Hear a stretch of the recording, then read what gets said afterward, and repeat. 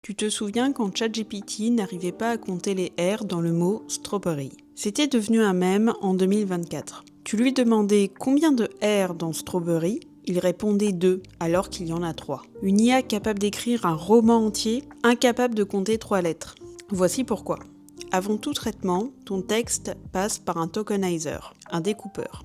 L'algorithme le plus utilisé s'appelle le Byte Pair Encoder, ou BPE. Le principe, au lieu de découper par lettres, on découpe en sous-mots fréquents qu'on a appris lors de l'entraînement. Strawberry n'était pas découpé en S-T-R-A-W-B-E-R-R-Y, il était découpé en 2 blocs, straw et berry. Pour le modèle, ce mot n'existait pas comme une suite de lettres. C'était 2 ID entiers, par exemple 71 284 et 19 772.